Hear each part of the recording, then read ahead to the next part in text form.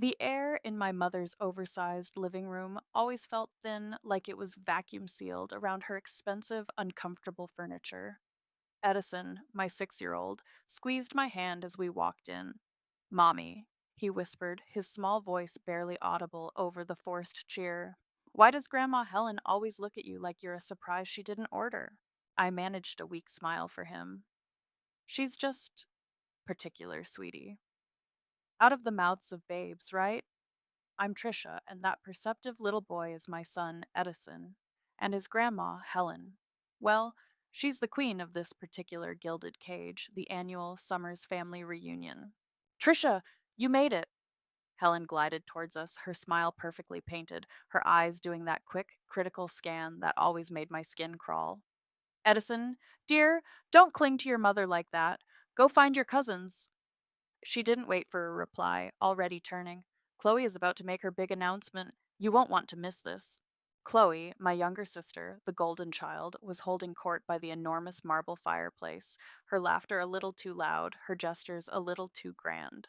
Lloyd, her husband, stood beside her, looking vaguely like a well dressed hostage. Oh, Trisha, there you are, Chloe said, her voice dripping with that familiar blend of condescension and feigned sweetness. I was just telling everyone about my life changing news. You'll be, well, you'll be amazed. She flicked her perfectly styled hair. Is that a new top? How practical. I plastered on a smile. Hello, Chloe. Lloyd. Just get through the next few hours, Trisha. That was my mantra at these events. Edison, usually a whirlwind of energy, had indeed wandered off, but not towards the other children. I saw him a few minutes later sitting quietly on the bottom step of the grand staircase, looking pale. You okay, Munchkin? I knelt beside him, touching his forehead. He felt a little warm. My tummy hurts a bit, Mommy, he said, leaning against me. Maybe all the excitement, I murmured, though a knot of unease tightened in my chest. He'd been a bit off all morning, quieter than usual. Everyone, gather round! Gather round! Helen clapped her hands, her voice cutting through the chatter. Chloe has something truly wonderful to share. I tried to catch Helen's eye. Mother, I think Edison might be coming down with something. He says his tummy hurts, and he feels warm. Helen waved a dismissive hand without looking at me. Nonsense, Trisha. He's probably just overwhelmed. Don't make a fuss. This is Chloe's moment. Chloe beamed, stepping forward. Thank you, Mother. As some of you know, I've been working on something very special, something that's going to redefine family wellness. Mommy, Edison mumbled, his head heavy on my shoulder. I feel sleepy. I touched his forehead again. Definitely warmer. Chloe, I'm sorry, but I really think. Trisha, honestly. Chloe's voice was sharp. Can you not steal my thunder for 5 minutes? This is important. Aunt Paisley, Helen's sister, and the family's chief gossip monger tittered from a nearby armchair. Always so dramatic, that one. My face burned. The familiar wave of frustration and helplessness washed over me, but looking at Edison's unusually flushed cheeks and the way his eyelids drooped, a different feeling started to bubble up, a cold, sharp fear. He's not faking it, I said, my voice low but firm, looking directly at Chloe, then Helen. He's really not well. Helen sighed dramatically. Oh, for heaven's sake. Give him a glass of water. He'll be fine. Now, Chloe, darling, continue. Chloe cleared her throat, annoyance flashing in her eyes before she rearranged her features into a radiant smile. So, as I was saying, this new venture is all about nurturing the family unit, about holistic health and ethical living. Edison made a small, whimpering sound. I pulled him closer. His skin felt clammy now, and his breathing was shallow. Panic, cold and swift, clawed its way up my throat. This wasn't just a tummy ache. A brand that truly understands the preciousness of family, Chloe was saying, her voice swelling with manufactured emotion. I stood up, pulling Edison into my arms. He was limp, his head lolling against my chest. His forehead felt like fire. He needs a doctor, I said, my voice trembling. Now. Helen scoffed. Don't be ridiculous, Trisha. You're overreacting, as usual. Chloe actually rolled her eyes. Seriously, Trisha? Right now? As Chloe opened her mouth to continue her speech, to launch into the grand details of her ethical brand, Edison let out a soft moan. His eyes fluttered open for a second, unfocused and dull, before closing again. Edison! I cried out, my voice cracking. He's burning up! Somebody help me! The room fell silent for a beat, all eyes on me and my limp son. Then Helen's voice, sharp as shattered glass, cut through the quiet. Trisha, stop this instant. He's just faking it to ruin his aunt's announcement. It's what you do. My head snapped towards her. Faking it? Mother, look at him. He can barely keep his eyes open. He's burning hot. I frantically jiggled Edison, trying to rouse him, but he only moaned softly. Chloe stepped forward, her face a mask of indignation. Honestly, Trisha, some mothers will do anything for attention. This is my day. A ripple of murmurs went through the assembled family. Aunt Paisley, perched on the edge of her seat, actually let out a small, incredulous laugh. Oh, that Trisha, she stage whispered to the cousin beside her, loud enough for me to hear. Always a drama. Laughter. Actual, light, dismissive laughter followed. It wasn't a roar, just a smattering of chuckles and knowing smiles, but it hit me harder than a slap. My son was desperately ill in my arms, and they were laughing, a cold rage so intense it almost choked me, mixed with the icy terror for Edison. My hands were shaking, but my voice when I spoke was eerily calm. He needs a hospital. I'm taking him to the ER. I turned, clutching Edison tightly, and started for the door. No one moved. No one offered to help. No one even asked if I needed anything. They just watched me, a tableau of indifference and judgment. As I reached the grand entryway, Chloe's voice, amplified by the sudden silence, rang out behind me. Well, now that that little interruption is over, as I was saying, my new brand, Serene Sprouts, is dedicated to fostering authentic family connections and holistic well being. We believe in nurturing our loved ones, in providing only the purest, most ethical support for a thriving family life. Her words, so full of saccharine hypocrisy, were like acid in my ears. I didn't look back. I fumbled with the heavy front door, Edison a dead weight against me. His breath was shallow, a tiny puff against my neck. The drive to the hospital was a blur of panic. I propped Edison up in his car seat, his head lolling to one side. I kept reaching back to touch his forehead, each touch confirming the terrifying heat radiating from him. Hang on, baby, I whispered, my voice hoarse. Mommy's here. We're almost there. The city lights streaked past, indifferent to my terror. Chloe's smug pronouncements about nurturing our loved ones echoed in my head, mocking me. I screeched to a halt in the emergency bay, yanking Edison from his seat. He was barely responsive now, his eyes fluttering weakly. I ran through the automatic doors, shouting, Help! Please, my son! He's burning up! He won't wake up! A nurse in blue scrubs looked up, her expression instantly shifting from routine to urgent. In here, quick, she commanded, gesturing towards a room marked Trauma 1. She took Edison from my arms. He felt so small, so fragile, being passed over, and laid him on a gurney. Another nurse and a doctor rushed in. What happened? The doctor asked, his voice calm but authoritative, already shining a light in Edison's eyes. He just collapsed, I stammered. High fever. He was at a family party. They said he was faking it. The last words came out as a choked sob. Get me vitals. Start an IV. Broad spectrum antibiotics. Stat! The doctor ordered, his attention fully on Edison. They were a whirlwind of efficient movement, attaching monitors, prepping needles. I stood frozen just inside the doorway, feeling utterly useless. Ma'am, you'll need to wait outside, a nurse said gently but firmly, guiding me back toward the door. We'll come get you as soon as we know more. The door swished shut, leaving me alone in the harsh fluorescent glare of the ER waiting room. I sank onto a hard plastic chair, my body trembling uncontrollably. The beeping of monitors from other unseen rooms, the distant wail of another ambulance, the hushed, anxious voices of other families, it all faded into a dull roar. The only sound clear in my mind was the echo of that light, cruel laughter from my mother's living room, and Chloe's voice dripping with self importance talking about authentic family connections. My son was in a trauma room, fighting for his life, and they had laughed. The minutes stretched into an eternity, each tick of the waiting room clock a hammer blow against my sanity. I stared at the closed door of Trauma 1, willing it to open, willing someone to come out and tell me Edison was okay. My phone buzzed in my pocket, probably Helen or Chloe, wondering why I hadn't returned to hear the rest of the glorious announcement. I ignored it. Finally, what felt like a lifetime later, the door opened. A doctor, not the one I'd first seen, stepped out. He looked tired, his face etched with concern. My heart leaped into my throat. Dr. Reed Marshall, he introduced himself, his voice quiet. Your son, Edison? Yes, is he okay? I was on my feet, my hands clenched. Dr. Marshall's expression was grave. Edison is very sick, Trisha. He has a severe bacterial infection. We suspect meningitis, possibly sepsis.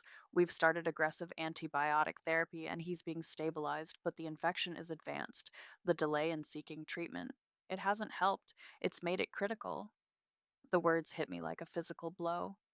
Critical? Delay? My voice was a strangled whisper. They said They said he was faking. Dr. Marshall nodded slowly, his eyes filled with a weary understanding. I see. The next few hours are crucial. We're doing everything we can, but I need to be honest with you. There's a risk of lasting complications, neurological damage, hearing loss. We won't know the full extent for some time. Tears streamed down my face, hot and unstoppable. My baby, my vibrant, funny Edison, lasting complications, because they wouldn't listen, because they laughed. A new feeling, colder and harder than grief, began to solidify in my chest. Fury. Doctor, I said, my voice shaking but gaining strength. His grandmother, Helen, and his aunt, Chloe. They were there. They dismissed his symptoms. They accused me of seeking attention. I took a ragged breath. I want you to call them right now, and I want you to tell them exactly what you just told me. I want them to hear it from you. I want them to understand what their dismissal has done. Dr. Marshall looked surprised, then thoughtful. He saw the raw pain in my eyes, the desperate need for them to face the reality they'd so casually ignored. Normally, I wouldn't, he began, then paused. But given the circumstances and your distress, yes, I think that's reasonable. Do you have their number? My hand trembled as I gave him Helen's cell number. He dialed, putting the call on speakerphone. It rang twice. Hello? Helen's voice, bright and untroubled. Trisha, is that you? Are you finally over your little tantrum? Chloe's announcement was a triumph, by the way. You missed quite a bit. Mrs. Summers, Dr. Marshall said, his voice calm and professional. This is Dr. Reed Marshall from City General Hospital. I'm calling about your grandson, Edison. A beat of silence. Edison? Is Trisha making you call? What is it now? Did he scrape his knee? There was an audible sigh. Ma'am, Dr. Marshall continued, his tone becoming firmer, Edison is critically ill. He has a severe bacterial infection, likely meningitis. That has progressed significantly due to a delay in receiving medical attention. He is currently in intensive care, and we are fighting to stabilize him. There is a significant risk of permanent complications, including brain damage. The silence on the other end was absolute now. I could hear faint, indistinct murmuring, then Chloe's voice, laced with disbelief. Brain damage? What are you talking about? He just had a bit of a tummy ache. Trisha always exaggerates.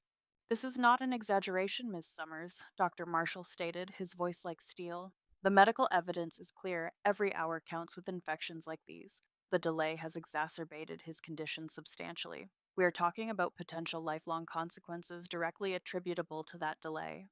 More silence, thick and heavy. Then Helen's voice, no longer bright, but thin and reedy. Oh my God, lifelong. We we didn't know. We thought you thought he was faking. I choked out, the words tearing from my throat. You laughed. We're coming, Helen stammered, her voice cracking. We're coming right now. We'll be there as soon as we can. I looked at Dr. Marshall, my eyes burning. Tell them, I said, my voice like ice. Tell them they are not welcome here. Not now. Not ever. Dr. Marshall looked at me, then back at the phone. Mrs. Summers, Trisha has requested that you do not come to the hospital at this time. She needs to focus on Edison. He paused. I suggest you respect her wishes. He disconnected the call, leaving a stunned, horrified silence hanging in the air between us. Edison was a small, still form in a large bed in the pediatric intensive care unit, dwarfed by the beeping machines and tangled wires that were keeping him alive. I sat beside him, holding his tiny, cool hand, my gaze fixed on the rhythmic rise and fall of his chest. Each beep of the heart monitor was a fresh stab of fear, each sigh of the ventilator a reminder of how close I'd come to losing him. The doctor's words, lifelong consequences, delay in treatment, played on a loop in my head, fueling a maelstrom of grief and a white hot, incandescent rage. This wasn't just about today. This was about every snide comment, every dismissive wave of Helen's hand, every time Chloe had belittled me or made me feel small. It was a lifetime of being the family scapegoat, the one whose concerns were always dramatic, whose feelings were always an inconvenience. They hadn't just dismissed Edison's illness, they had dismissed me, his mother, the one person whose instincts should have mattered. They had laughed. The sound of it still echoed, a cruel counterpoint to the steady beep of Edison's monitor. My phone, which I'd finally switched off silent, began to vibrate incessantly on the small bedside table. Helen, Chloe, Helen again, Chloe. A barrage of texts followed. Helen, Trisha, please answer. We are worried sick. How could you say we can't come? Wait, Chloe, this is a misunderstanding. We didn't realize. You have to let us see him. Helen, you're being cruel, Trisha. We love Edison. Don't punish us like this. Chloe, Mom is a wreck. You're tearing this family apart when we should be supporting each other. Supporting each other? The hypocrisy was breathtaking. I stared at the messages, a bitter laugh escaping my lips. They weren't concerned for Edison, not really. They were concerned about how this made them look, about the disruption to their perfect, curated lives. Their self pity was nauseating.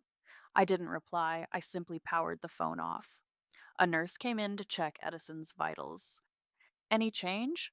I whispered, my voice raw. He's stable for now, dear, she said kindly. He's a little fighter. A little fighter. He shouldn't have to be. As the hours crawled by, punctuated by the quiet efficiency of the PICU staff, my anger began to morph. It wasn't just a wild, chaotic rage anymore. It was cooling, hardening, sharpening into something else. Resolve.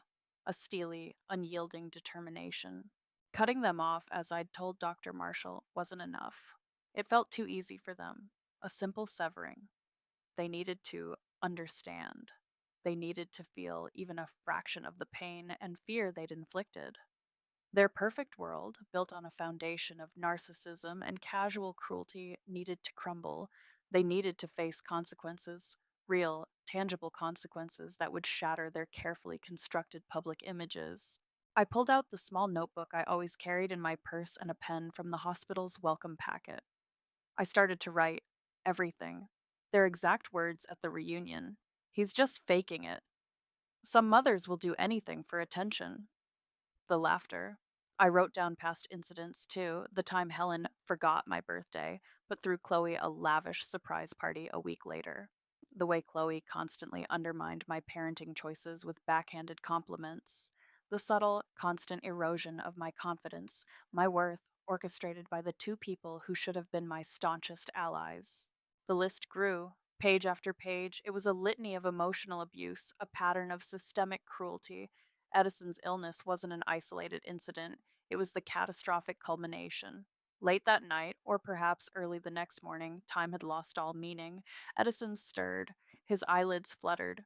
He squeezed my hand, a barely perceptible pressure, but it was there. Edison? I leaned closer, my heart pounding. Baby, can you hear me? His eyes opened. Just a slit, and a tiny, weak sound escaped his lips. Mommy? A wave of relief so profound it almost buckled me washed over. I'm here, sweetie. I'm right here. Tears, different this time, streamed down my face. He was still so sick, the road ahead uncertain, but that tiny flicker of recognition was a beacon. As I held his hand, watching him drift back into a fragile sleep, a dark, cold thought crystallized in my mind, sharp and clear. They won't just lose me. They'll lose everything they pretend to be. My gaze fell on my powered off phone. I picked it up, turned it on, and ignored the fresh flood of messages from Helen and Chloe. Instead, I scrolled through my contacts, my finger hovering over a name I vaguely remembered from a networking event years ago, someone a colleague had mentioned in passing. Marcel Robertson. a lawyer, a litigator, if I recalled correctly. My finger pressed down. The phone began to ring. Edison's recovery was agonizingly slow. Days blurred into nights in the sterile environment of the PICU, then the regular pediatric ward. Each small improvement, a fever breaking, a machine being disconnected, his first real smile, felt like a monumental victory. But the doctors remained cautious, their words about potential long term effects a constant chilling reminder of what Helen and Chloe's negligence had wrought. During one of Edison's precious nap times, I met Marcel Robertson in a quiet corner of the hospital cafeteria.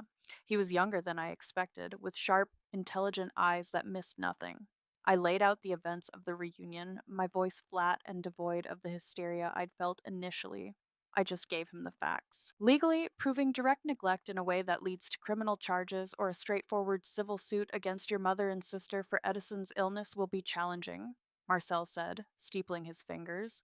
We'd have to prove intent or a level of recklessness that's hard to meet in these family dynamics, especially without them being his primary caregivers at that exact moment.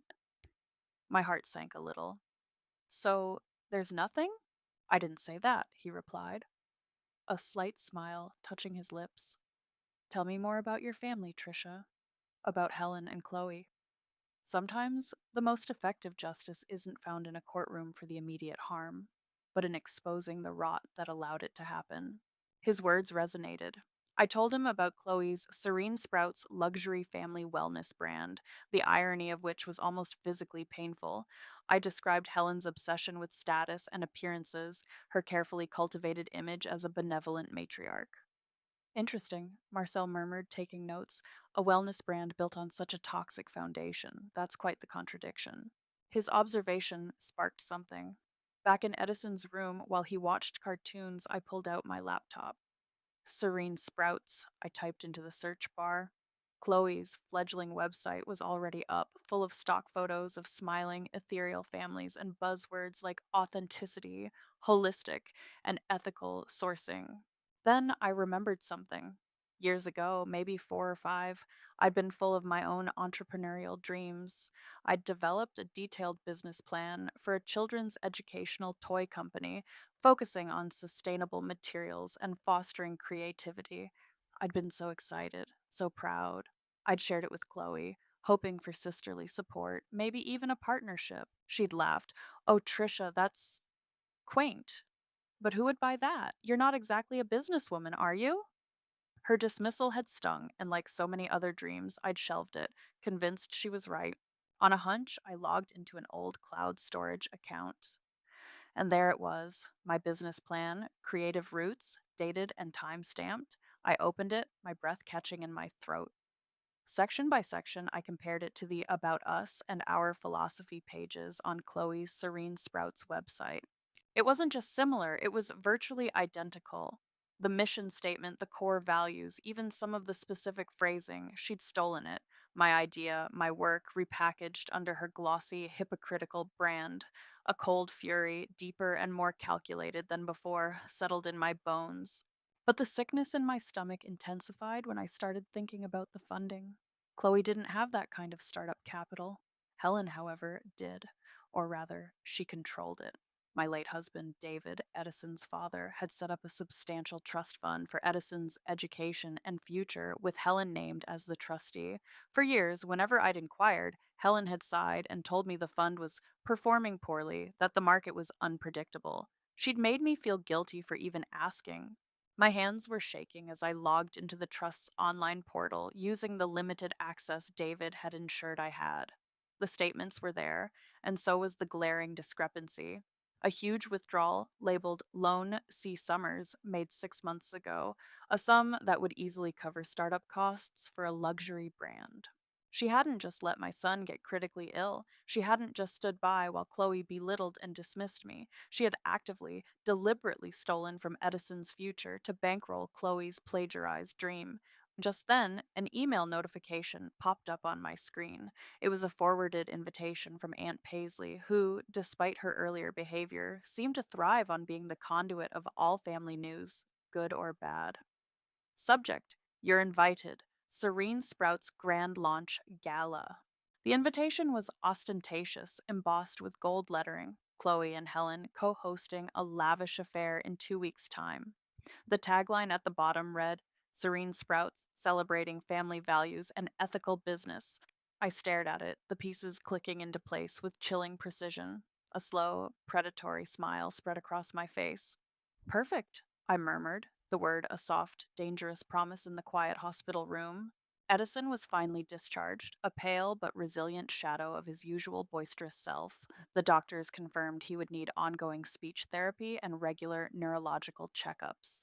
There might be some lingering auditory processing issues, Dr. Marshall explained gently, and perhaps some attention deficits. We'll monitor him closely. Each word was a fresh twist of the knife, a permanent, living testament to the cruelty of that day at Helen's house. My apartment, once a haven, now felt like a command center.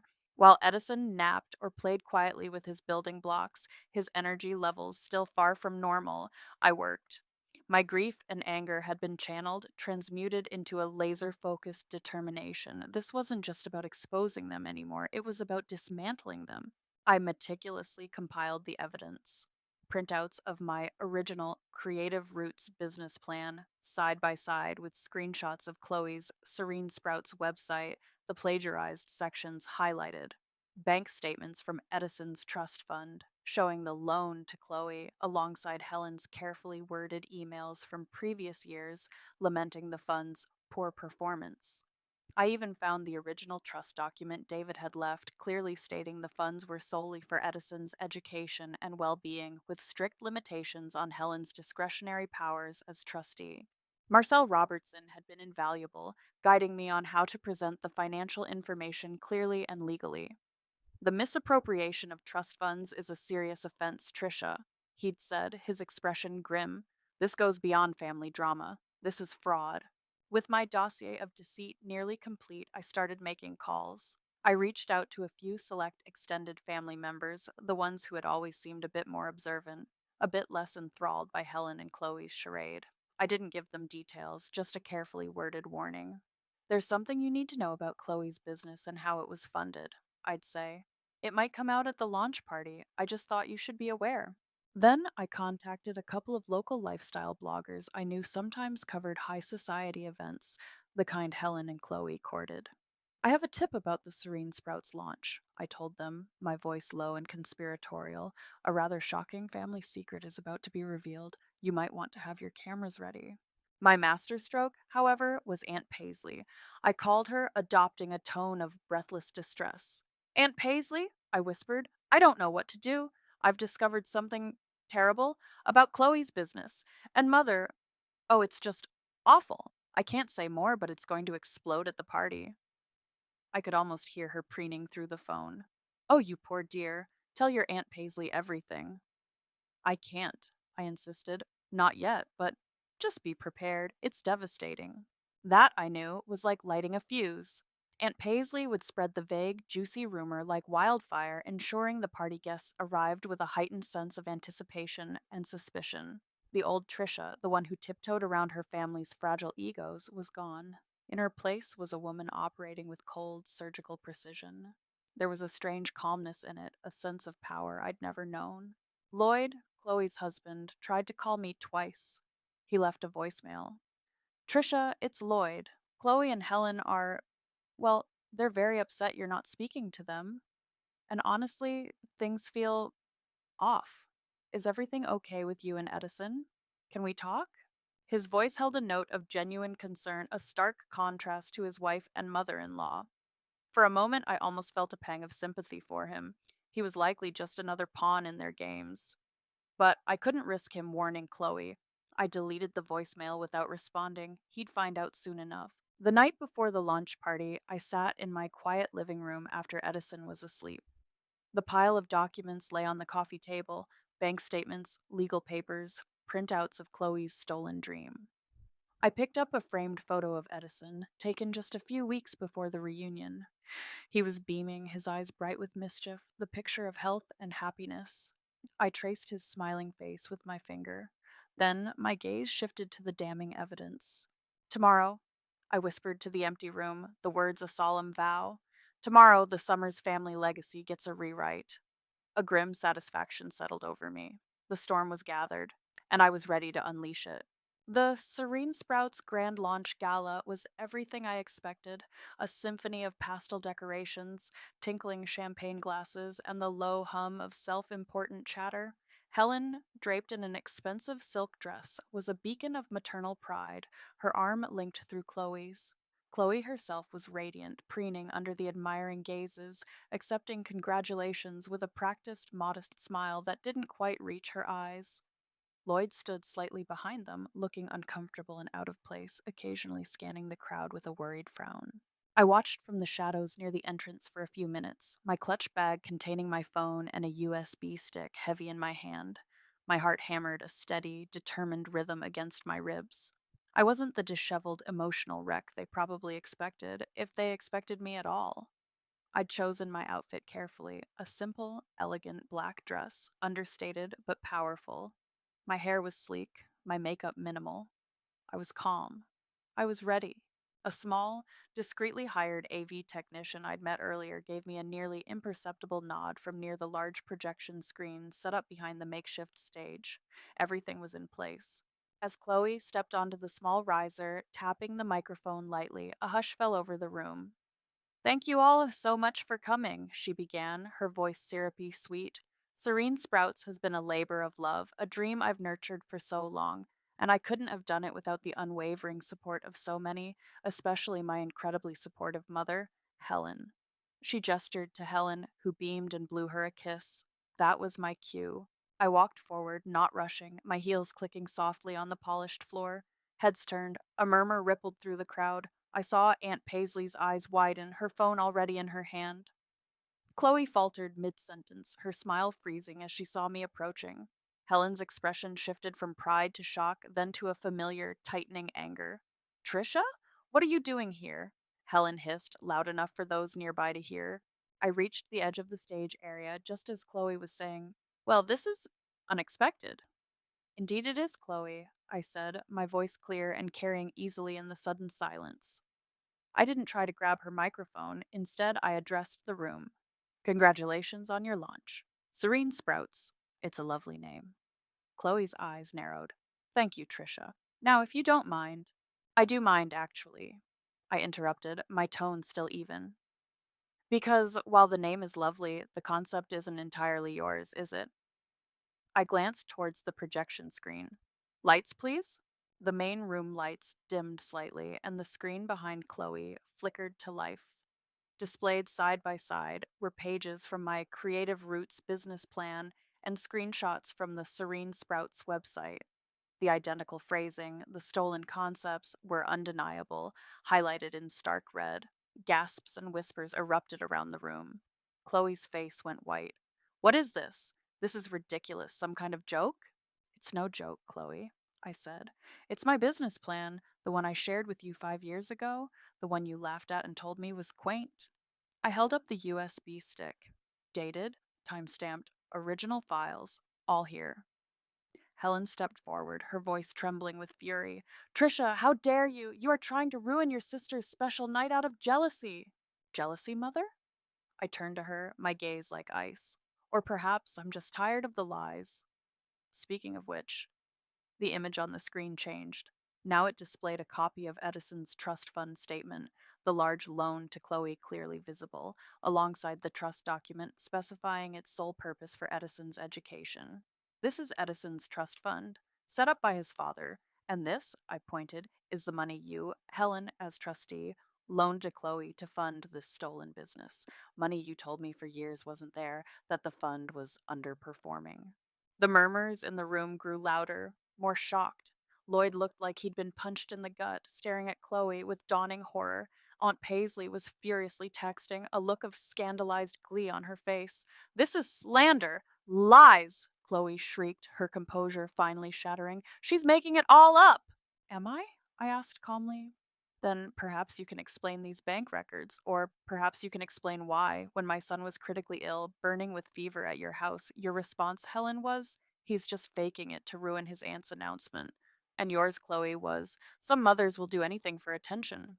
You both laughed. A collective gasp went through the room. The silence that followed was deafening, broken only by Chloe's ragged breathing and Helen's choked sob. Their perfect faces were ashen, their carefully constructed world imploding around them. I let the silence hang for a moment, then spoke, my voice ringing with cold finality. My son is alive. No thanks to either of you.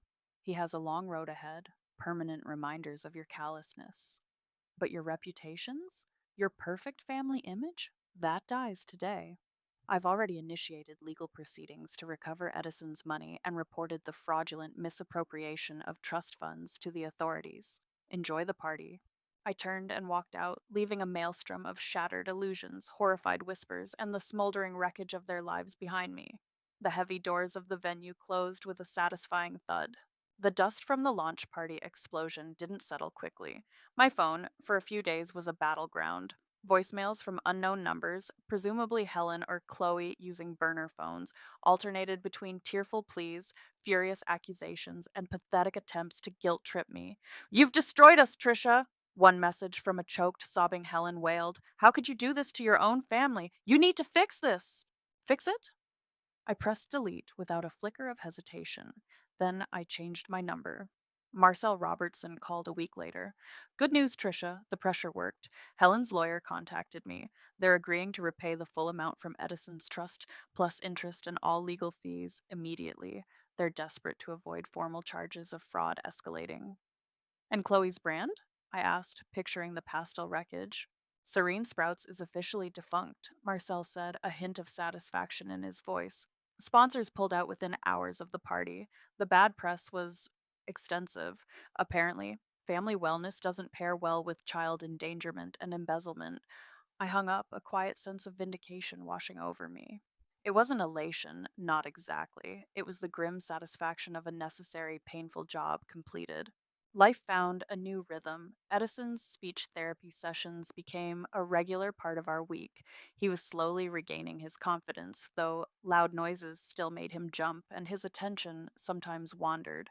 But his laughter, when it came, was genuine, and his hugs were fierce.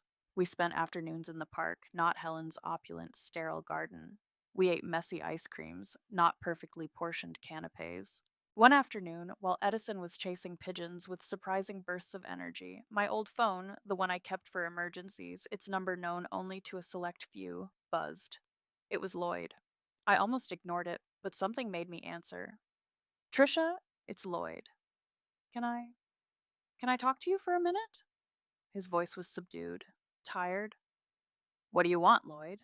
I just I wanted to say I'm sorry for everything. I didn't know about the business plan, about Edison's money, well, about how they treated you, treated Edison that day. I was blind. There was a pause. "I've left Chloe. The divorce papers are filed." "I see," I said, unsure what to feel. "She and Helen, they still don't get it," he continued, his voice heavy with disillusionment. "They think you're the villain. They're blaming you for their misfortune. It's like they live in a completely different reality." "They always have, Lloyd," I said quietly. "Yeah, I guess I'm finally seeing that." Another pause. "Is Edison, is he okay?" "He's getting there," I said. "He's strong." "Good, I'm glad." He sounded like he meant it. "Well, that's all. I just needed to say that. Goodbye, Trisha. I wish you and Edison the best." He hung up. Some members of the extended family reached out. Aunt Paisley, surprisingly, sent a rather contrite email detailing the social fallout for Helen and Chloe. Apparently, they were pariahs, their carefully constructed world in tatters. Other cousins sent messages of quiet support, admitting they'd always seen the cracks in the facade but had never dared to speak up. It was a small comfort, but a comfort nonetheless. There were moments, late at night after Edison was asleep, when a wave of loneliness would wash over me. The complete severing of my maternal family, the finality of it, was a stark reality. I had no mother, no sister, in any meaningful sense of those words. But then I'd look at Edison's sleeping face, his chest rising and falling peacefully, and the loneliness would recede, replaced by a fierce, protective love and an unshakable sense of peace. This new life was quieter, simpler, and infinitely more real. The toxicity was gone. The constant walking on eggshells, the endless fight for validation, all silenced. One sunny Saturday, Edison and I were at the local library. He was engrossed in a picture book about dinosaurs, sounding out the long names with intense concentration. He looked up at me, his brow furrowed. Mommy, he said, why did Grandma Helen and Aunt Chloe not like it when I was sick? I took a deep breath. Sometimes, sweetie, I said, choosing my words carefully, people make very bad choices because they're not thinking about others. They were thinking about themselves and they didn't listen when you needed help. So we don't see them anymore because it's important to be around people who listen and care about you. He nodded slowly, accepting this. Then he grinned. Tyrannosaurus Rex, that's a big one. He turned back to his book, the shadow of the past momentarily lifted. Watching him, so absorbed, so resilient, I knew I'd done the right thing. The perfect family was a destructive myth I'd finally burned to the ground. And from those ashes, Edison and I were building something new, something true, something entirely our own. I was no longer just Trisha, the overlooked daughter, the dismissed sister. I was Edison's mom, his fierce protector, the author of our much healthier, much happier story. And that was more than enough.